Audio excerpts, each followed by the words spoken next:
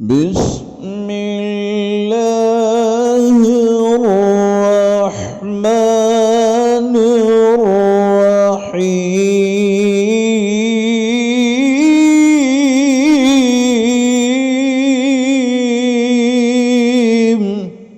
السلام عليكم ورحمة الله تعالى وبركاته. ஹதியத்துல் முஸ்லிமீன் ஃபி தஜ்வீதுல் குர்ஆன் என்ற இந்த கிதாபிலே இன்று நாம் பார்க்க இருக்கக்கூடிய பாடம் மஹாரிஜுல் ஹுரூஃப். மிக மிக முக்கியமான பாடம். தஜ்வீதுடைய பாடத்திலேயே மிக தலையான ஒரு பாடம் இந்த பாடம். மஹாரிஜுல் ஹுரூஃப் அப்படின்னா எழுத்துக்கள் வெளியாகக்கூடிய இடம்.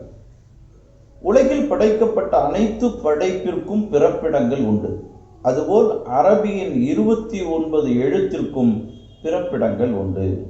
குர்ஆனை சரியாக ஓதுவதற்கு மிக மிக அவசியமான பாடம் இதுவாகும். எனவே எழுத்துக்களை உச்சரிப்பதில் தேர்ச்சி பெற்ற ஆசிரியர்களிடம் இதனை கற்றுக்கொள்ளுங்கள். என்ன சொல்றாங்க? உலகத்துல எந்த படைப்பாக இருக்கட்டும் அதற்கு ஒரு மஹ்ரஜ் இருக்கிறது. உதாரணமா மனிதனை அல்லாஹ் எப்படி படைச்சிருக்கிறான்? வல்லாஹு அஹ்ரஜகும் மின் புத்தூனி உம்மஹாத்திக்கும். மனிதனுக்கு ஒரு மஹ்ரஜ் இருக்கிறது. அது எங்க? தாயினுடைய வயிறு. அங்கிருந்து மனிதனை வெளியாக்கி இருக்கின்றான். இப்படி உலகத்தில் எல்லாவற்றிற்கும் ஒரு மஹ்ரஜ் இருக்கிறது போல எழுத்துக்கள் வெளியாகுவதற்குண்டான ஒரு இடம் இருக்கிறது. அந்த இடத்திலிருந்து அந்த எழுத்தை வெளியாக்கினால்தான் அது வெளியாகும். உதாரணமாக நாம் ஒரு பொருளை தேடி செல்லுகின்றோம், ஒரு மருந்தை தேடி செல்லுகின்றோம். ஒரு ஜவுளி கடையில் போய் எனக்கு இந்த மருந்து கொடுங்கன்னு சொன்னால் கிடைக்காது. மருந்து கடையில் போய் எனக்கு அரிசி கொடுங்க அல்லது துணி கொடுங்க கிடைக்காது. அப்போ எந்த பொருள் எங்கே கிடைக்குமோ வெளிவருமோ அங்குதான் அதை பெற்றுக்கொள்ள முடியுமோ. இது போன்று ப அப்படின்னு உதாரணத்துக்கு நான் சொல்கிறேன். இந்த ப அப்படிங்கிறது இரு உதடுகள் இணைந்ததற்கு பிறகுதான் ப என்பது வெளியாகும். ஒருத்தர் இந்த இடம் இல்லாமல் இல்லை நான் நாக்கில் மட்டும் வெளியாக்குறேன் பார் அப்படின்னு ஒருவர் முயற்சி செய்தால் பா வெளியாகாது. அது வேறு எழுத்துக்கள் தான் வெளியாகும். எனவே ஒவ்வொரு எழுத்தினுடைய மஹ்ரஜை நாம் அறிந்து கொள்வது மிக அவசியமாக இருக்கிறது. இந்த கிதாபிலே உங்களுக்கு விரிவாக சொல்லப்பட்டிருக்கிறது. சுருக்கமாக இதில் இருக்கக்கூடிய கருத்தை மட்டும் உங்களுக்கு நான் சொல்லுகின்றேன். இந்த 29 எழுத்து இதுக்கு தஹஜ்ஜி ஹுரூஃபு தஹஜ்ஜின்னு சொல்லுவாங்க, அல்லது ஹுரூஃபுன் அபுஜதியா என்றும் சொல்லுவாங்க. இந்த 29 எழுத்துக்கள் இருக்கிறதவா 5 இடத்திலிருந்து வெளியாகுது. மொத்தம் 29 எழுத்தும் 5 இடத்திலிருந்து. முதலாவது ஜௌஃப், வாயினுடைய காலியான பகுதி. வாயை திறந்தால் இருக்கக்கூடிய உள்ள இருக்கக்கூடிய ரவுண்டா இருக்கக்கூடிய இந்த பகுதி இருக்கு ஜௌஃப்னு சொல்லுவாங்க. இரண்டாவது தொண்டை, இது ஒன்று. மூணாவது லிசான், நாக்கு. நாலாவது ஷஃபத்தைன், 2 உதடுகள். ஐந்தாவது ஹைஷும், மூக்கந்தண்டு. இந்த 5 இடத்திலிருந்து தான் இந்த 29 எழுத்துக்கள் வெளியாகிறது. பொதுவாக இந்த 5 எழுத்துக்கள் இருந்து குறிப்பான 17 மஹ்ரஜுகள் இருக்கிறது. இந்த 5 பொதுவான இடத்திலிருந்து 17 மஹ்ரஜுகள் வெளியாகிறது. இப்போ 17 மஹ்ரஜுகளும் அது எப்படி என்பதை நாம் பார்ப்போம். முதலாவதாக அந்த முதல் இடம் இருக்கிறது அல்லவா, ஜௌஃப், வாயின் காலியான பகுதி. அதிலிருந்து வெளியாகக்கூடிய எழுத்துக்கள் என்ன அப்படிங்கிறத நாம் பார்ப்போம். வாயின் காலியான பகுதியிலிருந்து மத்துடைய 3 எழுத்துக்கள் வெளியாகின்றன. மத்துடைய எழுத்து, நீட்டக்கூடிய எழுத்து இருக்கிறதல்லவா, 3 எழுத்து.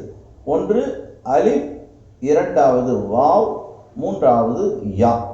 சுருக்கமாக சொல்லுவாங்க வாய், வாவ், அலிஃப், யா. இந்த 3 இதுக்குள்ளார வந்துடுது. ஆனால் அதற்கு என்ன நிபந்தனை அப்படிங்கிறத பற்றி மத்துடைய பாடத்திலே உங்களுக்கு விரிவாக சொல்லப்படும். இந்த 3 எழுத்துக்கள் இருக்கிறது அல்லவா, எங்கிருந்து வெளியாகின்றது சொன்னால் ஜௌஃப் என்று சொல்லக்கூடிய வாயின் காலியான பகுதியிலிருந்து அது வெளியாகின்றது. உதாரணமா இப்ப அலிஃப் அப்படிங்கிற இந்த எழுத்து இருக்குல்லவா, இதை நாம் வெளியாக்குவது எப்படி? ப அப்படிங்கிறதுக்கு பின்னாடி ஒரு அலிஃபை போடுறோம். ப அப்படிங்கிறது 2 உதடுகளிலிருந்து வெளியாகிறது. அதற்கு பின்னால் இருக்கக்கூடிய அலிஃபை நாம் வெளியாக்க வேண்டும் என்று சொன்னால் வாயை திறந்தா போதும். ஆ பா ப த, அதுக்கு பின்னாடி ஒரு அலிஃப் தா. இப்போ வாயை திறந்தா அந்த உட்பகுதியிலிருந்து வாயின் காலியான பகுதியிலிருந்து அலிஃபு என்ற இந்த மத்துடைய எழுத்து வெளியாகின்றது. அதே போன்று இந்த வாவ், இந்த மத்துடைய எழுத்திற்கு 2 நிபந்தனைகள் இருக்கிறது. ஒன்று, அதற்கு சுக்கூன் இருக்க வேண்டும். அதற்கு முன்னால் அதற்கு தோதுவான ஹரக்கத்து இருக்க வேண்டும். அலிஃபுக்கு முன்னாடி ஜபர் இருக்கணும். வாவ் சுக்கூன் பெற்று அதற்கு முன்னால் பேஷ் இருக்க வேண்டும். யா சுக்கூன் பெற்று அதற்கு முன்னால் ஜேர் இருக்க வேண்டும். இப்படி இருந்தால்தான் அது மத்துடைய எழுத்தாக மாறும். உதாரணமாக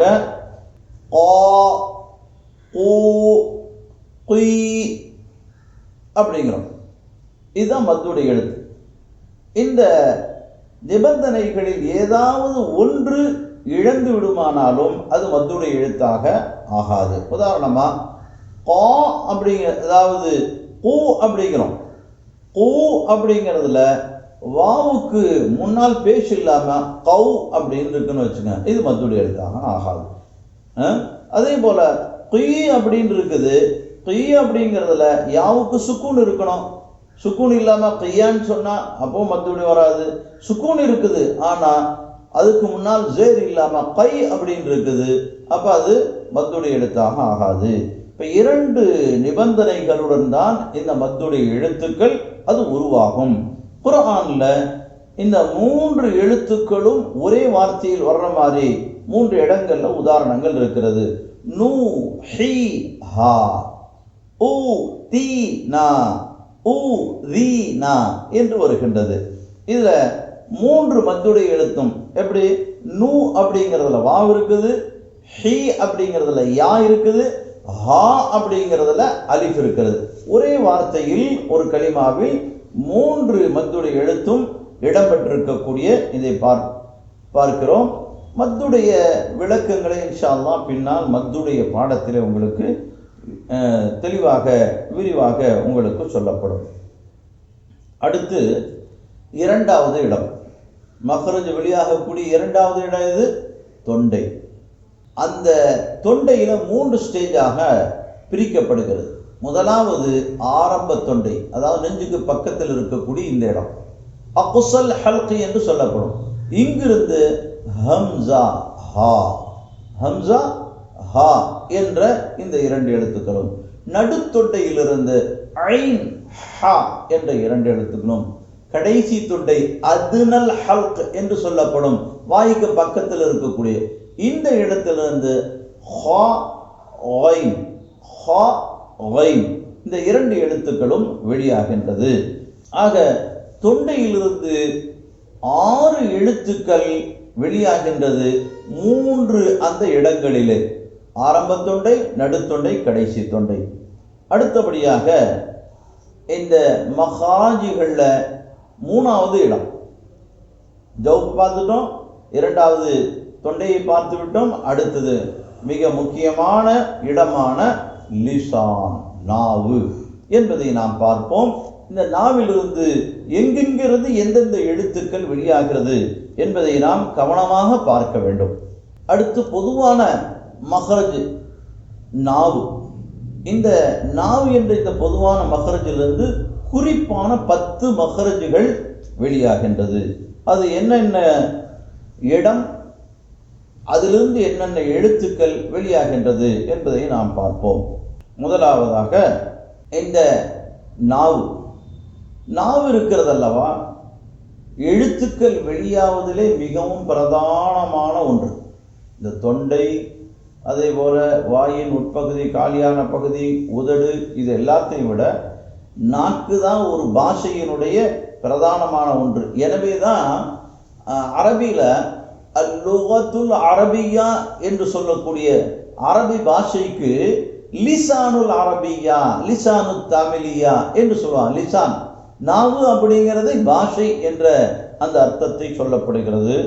அப்போ இந்த நாக்கிலிருந்து வெளியாகக்கூடிய அந்த எழுத்துக்கள் என்ன?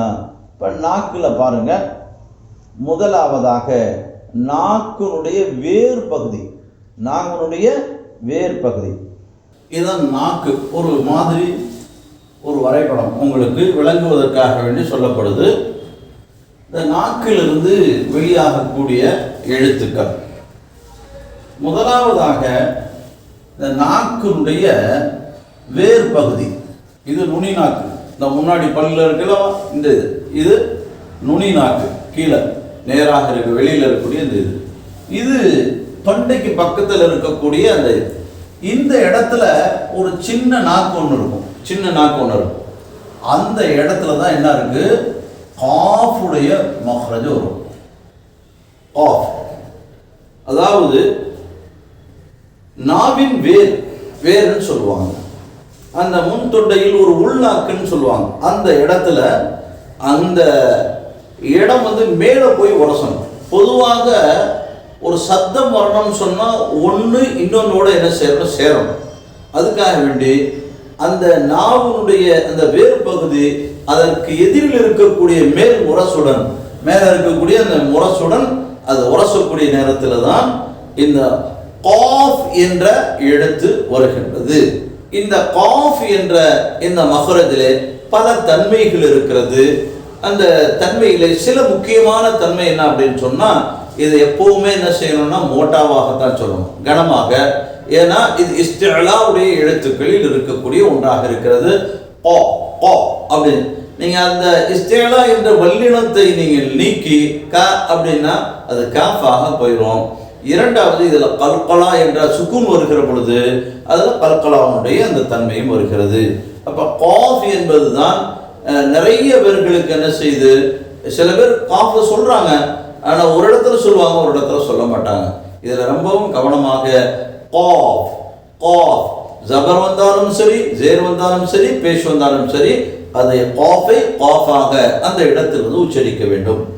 இரண்டாவதாக காஃப் என்ற எழுத்து, இது ரொம்ப ஈஸியா நம்ம விளங்கி கொள்ளலாம். காஃப் எங்கிருந்து சொல்லியிருக்கோம்.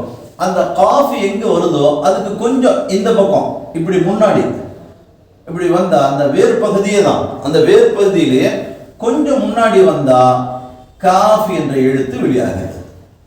அதுலயும் என்ன செய்யணும், அங்க மேல் முரசுல அந்த பகுதியை காஃபுக்கு கீழே இருக்கக்கூடிய இப்படி முன் நாவுக்கு பின்னாடி இப்படி வரணும். இந்த நுனி நாவு பக்கமா வரக்கூடிய அந்த இடத்துல கொஞ்சம் அந்த இடத்துல அதை மேலே போய் உரசனால் சேர்த்தினால் அங்கிருந்து காஃப் காஃப் என்ற இந்த எழுத்து வெளியாகின்றது. அடுத்தது நாமுடைய நடுப்பகுதிக்கு நாம் வந்தோம். இந்த நடுப்பகுதிக்கு நாம் வந்தோம். இப்ப வேர்ல இருந்து நடுப்பகுதி இந்த இடத்துக்கு வந்துடும். இந்த இடம் இருக்கிறது அல்லவா, இந்த நடுப்பகுதியை மேலே இருக்கக்கூடிய அதற்கு எதிரில் இருக்கக்கூடிய முரசில உரசக்கூடிய நேரத்தில் 3 எழுத்துக்கள் வெளியாகும். என்னென்ன எழுத்து? ஜீம் என்ற எழுத்து, ஷீன் என்ற எழுத்து, மத்து இல்லாத யா, 3 எழுத்துக்கள் வெளியாகின்றது. ஜீம் ஜீம் இதுல என்ன இருக்குன்னு சொன்னா கல்கலா என்ற தன்மை இருக்கிறது, சுக்கூன் வருகின்ற பொழுது. இரண்டாவது ஷீன் என்ற எழுத்து. இந்த ஷீன் என்ற எழுத்திலே ஒரு மிக முக்கியமான ஒரு தன்மையை நாம் விளங்கிக் கொள்ள வேண்டும். அதை உச்சரிக்கின்ற பொழுது சப்தம் நாலாபுறங்களிலும் அப்படியே வெளியில வரும். அந்த சப்தத்தினால் காற்று நாவனுடைய நாலாபுறத்தில், ஒரு குக்கருடைய விசில் எப்படி அப்படி மேல தூக்கணும்னு எல்லா புறத்திலும் இந்த காற்று வருதோ, இதே போன்று இந்த தஃபஷி அப்படின்னு சொன்னாவே பரவுதல் அப்படிங்கிற ஒரு தன்மை இந்த ஷீனில் இருக்கிறது. அதை கவனித்து நாம் வெளியாக்க வேண்டும். இல்லை என்று சொன்னால் சீனாக போய்விடும், எழுத்து மாறிவிடும். அடுத்தது யா. யாவிலே 2 வகை இருக்கிறது. ஒன்று மத்துடைய யா. மத்துடைய யாவை பற்றி நாம் ஏற்கனவே நாம் சொல்லிட்டோம். ஜௌஃப் என்ற வாயின் காலியான பகுதியிலிருந்து வெளியாகின்றது, அது மத்துடைய எழுத்து. இப்ப நாம சொல்ல போறது மத்து இல்லாத யா. மத்து இல்லாத யா எங்கிருந்து வெளியாகுதுன்னு சொன்னா இந்த நடு நாக்கிலிருந்து வெளியாகுது. அதாவது யா சுக்கூன் பெற்றோ அல்லது ஹரக்கத்தை பெற்றோ இருக்கக்கூடிய இது. இந்த யா மத்து இல்லாததாக இருக்க வேண்டும். அந்த யா நடு நாக்கு மேலே உரசுகின்ற பொழுது அங்கிருந்து இதனுடைய மஹரஜாக இருக்கிறது. அடுத்ததாக நாம் மிக மிக முக்கியமான ஒரு எழுத்தான லாத் என்ற எழுத்தை நாம் பார்ப்போம். லாது என்ற எழுத்து. இந்த லாது தான் அரபி எழுத்துக்களிலேயே மிக மிக முக்கியமான ஒரு எழுத்தாக இருக்கிறது. அரபி பாஷைக்கு லுகத்துல் லாது, லாதுடைய பாஷை, லாதுலாவே அரபி பாஷை தான் அப்படிங்கிற அளவுக்கு உலகத்தில் எந்த மொழியிலும் லாது என்ற எழுத்து இல்லை. அதனால் இந்த லாதுடைய மக்ரஜை நாம் சரியாக உச்சரிக்க வேண்டும். இன்னைக்கு தமிழ் பேசுகிறவங்க என்ன செய்கிறாங்க, வலல் லால்லீன் லாதா சொல்கிறது இல்லை. உருதுல பேசக்கூடிய உருது பாஷையினுடைய இது அப்படித்தான் இருக்குது, வலல் ஜால்லீன் என்று சொல்வது. இப்போ இது ரெண்டுமே தவறு இல்லை. ரெண்டுக்கும் நடுவில் நான் இப்படி வாசிக்கிறேன் அப்படின்னு சொல்லி சில பேர் வலல் தால்லின்னு சொல்லுவோம், அதுவும் தவறு. எனவே லாதை லாதாக உச்சரிக்க வேண்டும். இது எங்கிருந்து வருதுன்னு பாருங்க. இந்த நாவனுடைய ஓர பகுதி, நாவனுடைய ஓரம், இந்த இது அதாவது விழாப்புறம் அப்படின்னு, வலதோ இடதோ, வலதோ இடதோ, இந்த விழாப்புறம் அப்படின்னு இந்த இடம் இருக்குல்லவா, இதுக்கு எதிரில் இருக்கக்கூடிய கடைவாய் பற்கள், கடவாப்பல் பட்டையா இருக்கும், அதான் அரைக்கக்கூடிய அந்த பற்களாக இருக்கிறது. இந்த நாவனுடைய ஓரத்தை மேல் இருக்கக்கூடிய 5 பல்லு கடவாப்பல் இருக்கு. ஒவ்வொருத்தருக்குன்னா ஒவ்வொரு பக்கத்திலையும் 5 பல்லு, அப்படின்னா வலது பக்கம் 5, இடது பக்கம் 5, கீழே அதே போல மொத்தம் 20 பற்கள், கடைவாய் பற்கள் ஒவ்வொரு மனிதனுடைய வாயில இருக்கிறது. இப்ப இந்த கடவா பல்லுடைய இந்த எதிரில் இருக்கக்கூடிய இந்த நாவனுடைய ஓரம், இந்த ஓரத்தை அப்படியே மேலே கொண்டு போய் கடைவாய் பற்களிலே அதை அழுத்த வேண்டும், அல்லது அதனுடைய எதிரிலேயோ அதை அழுத்தினால்தான் இந்த லாது என்ற எழுத்து உருவாகுமே தவிர, இந்த முன்னாடியே வச்சுக்கிட்டோ அல்லது சைட்லேயோ வச்சுக்கிட்டு இந்த லாதை நாம வெளியாக்கலான்னு சொன்னால் நிச்சயமாக அது வெளியாகாது. எப்படி வெளியாக்க வேண்டும்? ஓவா ஓவா ஓவா ஓவாது ஓய் ஓ என்று.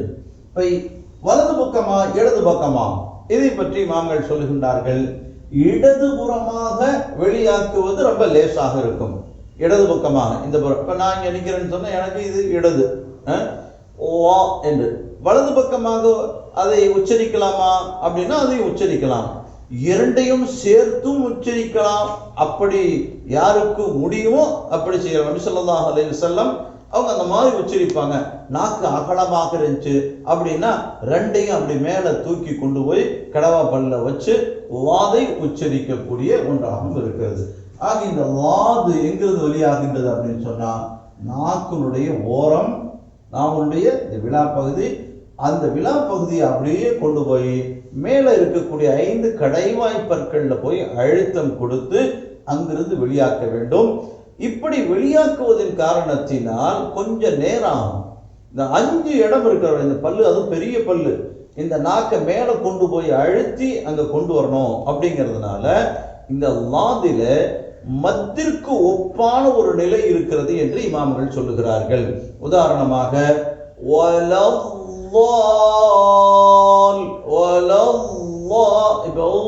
அப்படி நீட்டம் அல்லவா?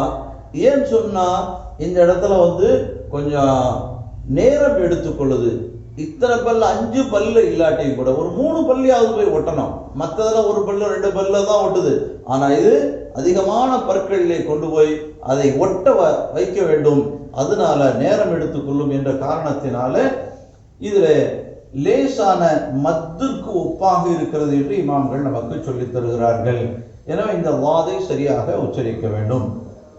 அடுத்தபடியாக இந்த நாவிலிருந்து வெளியாகக்கூடிய எழுத்திலே லாமுடைய மக்ரஜை பார்ப்போம். இந்த லாம் எங்கிருந்து வருது அப்படின்னு சொன்ன, இப்ப பாருங்க, லாம நாம சொல்லிட்டோம். இந்த நாக்கை அப்படி பாதியாக ஆக்கி கொள்ளுங்க. நாக்க பாதியாக, இது பாதி, இது பாதி. இப்ப நாக்கினுடைய ஓரத்துல இங்கிருந்து தான் வெளியாகுது இந்த வாது. இப்ப லாம் என்பது இங்கிருந்து அப்படியே இது வரைக்கும் இருக்கக்கூடிய இந்த நாவனுடைய ஓரம், நாவனுடைய ஓரம் இங்கிருந்து இது வரைக்கும் இருக்கக்கூடிய இந்த நாவனுடைய ஓரத்தை நாம் என்ன செய்ய பயன்படுத்தலாம். ஆனா அதிகமாக என்ன செய்வாங்க, முன் அந்த பகுதியில தான் உபயோகிப்பார்கள் என்பது வேறு விஷயம். ஆனால் இதனுடைய மகரஜ் எங்கிருந்து வருது அப்படின்னு சொன்னா, நாக்கை பாதியாக ஆக்கினால் அதனுடைய அந்த மறுபகுதி இருக்கிறதுல இதனுடைய ஓரத்தில் இருந்தால், நடுப்பகுதியெல்லாம் வராது, இதனுடைய ஓரத்தில். இந்த ஓரத்தை என்ன செய்யணும், முன்னாடி இருக்கக்கூடிய முற்பற்கள், முன்னாடி இருக்கக்கூடிய அந்த பற்கள் 6 பல்லு இருக்கு, முன்னாடி 6 பல்லு இருக்கிறதா, அந்த பல்லை ஒட்டி இருக்கக்கூடிய அந்த முரசில இந்த பகுதியை கொண்டு போய் ஒட்டணும். ஒட்டினா லாம் லாம் லாம் என்று சொல்லணும். அடுத்தது நூனுடைய மஹ்ரஜ். நூனுடைய மஹ்ரஜ், நூனுடைய மஹ்ரஜ் எங்கிருந்து வெளியாகிறது அப்படின்னு சொன்னா நாவின் நுனி. இப்போ நாம இங்க நாவினுடைய நுனிக்கு வந்துடுவோம். இங்க எழுத்துக்கள் வெளியாக ஆரம்பம். இதுவரைக்கும் நாம சொன்னது நாவனுடைய வேரில் சொன்னோம், நாவனுடைய நடுப்பகுதியில் சொன்னோம், நாவனுடைய ஓரம் அந்த பின்பகுதியில் சொன்னோம், முன்பகுதி, இதெல்லாம் ஓரத்தில் நம்ம சொல்லிட்டோம். இப்போ அடுத்து வெளியாகக்கூடிய எழுத்துக்கள் எங்கிருந்து வெளியாகிறது அப்படின்னு சொன்னால் நாவனுடைய நுனியை மட்டும்தான் கொண்டு போய் வைக்கணும். அது எங்கே வச்சா என்னென்ன எழுத்துக்கள் வெளியாகிறது அப்படிங்கிறத நாம் பார்ப்போம். முதலாவதாக நூன், நூன் என்ற எழுத்து.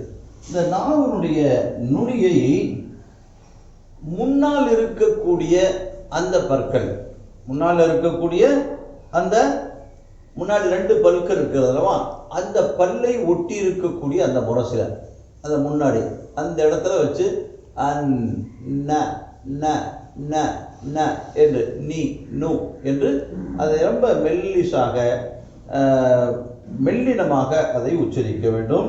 அந்த இடத்திலிருந்து தான் நூன் என்பது வெளியாகின்றது. நாவின் நுனியை முன்னால் இருக்கக்கூடிய இந்த 2 பற்களுக்கு உள் இருக்கக்கூடிய ஒட்டிருக்கக்கூடிய அந்த முரசில் என்ன செய்யணும், இந்த இதை வைக்க வேண்டும். மிக மெல்லினமாக இதனை உச்சரிக்க வேண்டும். அடுத்தபடியாக ராவுடைய மக்ரஜ். ரா என்பது எங்கிருந்து வெளியாகிறது அப்படின்னு சொன்னால் இந்த நாவினுடைய நுனி, நாவினுடைய நுனி.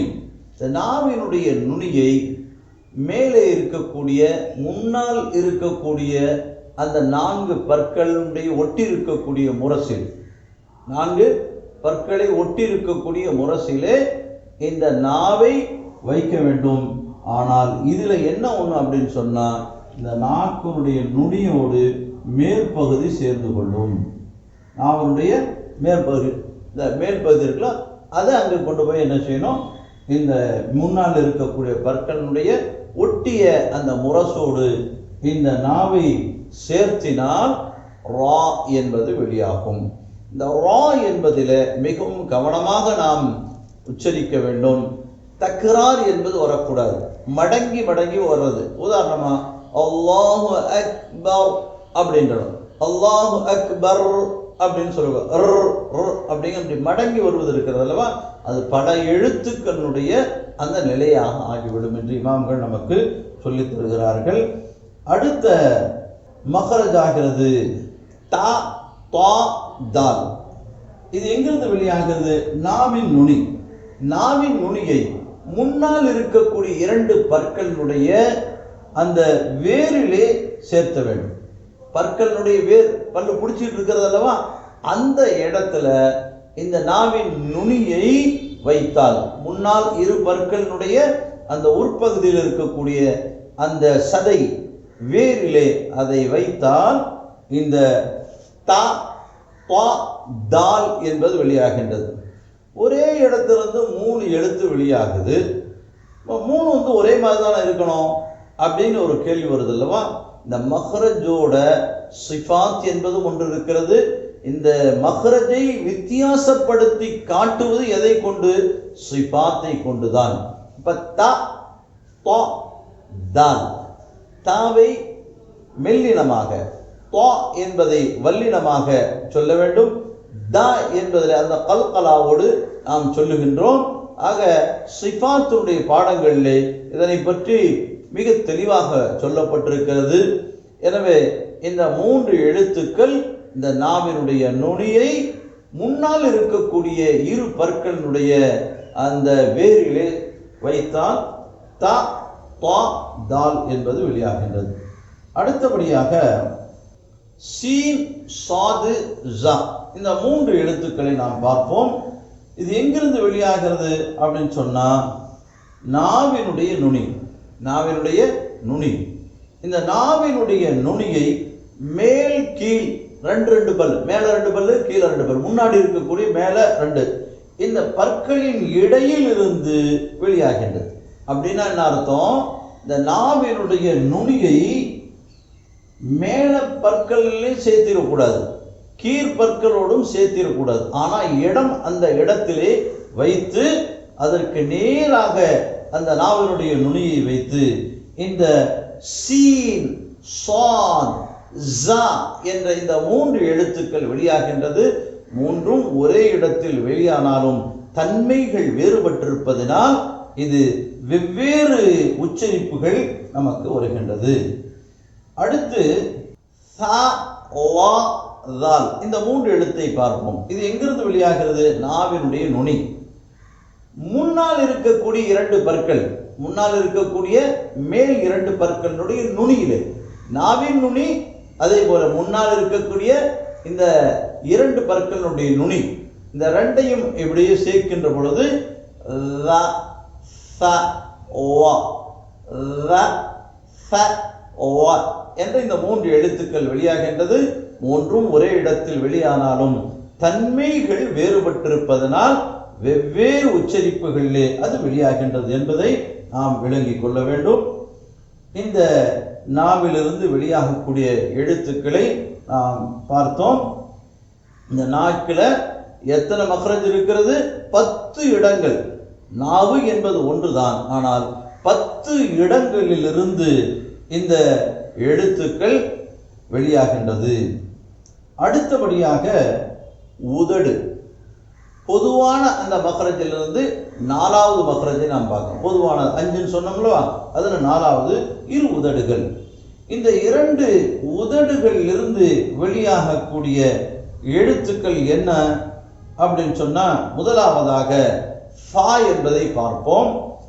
இந்த ஃபா என்பது கீழ் உதட்டிலும் அதே போல முன்னால் இருக்கக்கூடிய 2 பல்லிலும் சேர்த்தால் ஃபா என்பது வெளியாகும். கீழ் உதட அதனுடைய நடுப்பகுதியை, மேல் இருக்கக்கூடிய அந்த இரு பற்களுடைய நுனியை அங்கே சேர்த்தினால் அந்த ஃபா என்பது வெளியாகின்றது.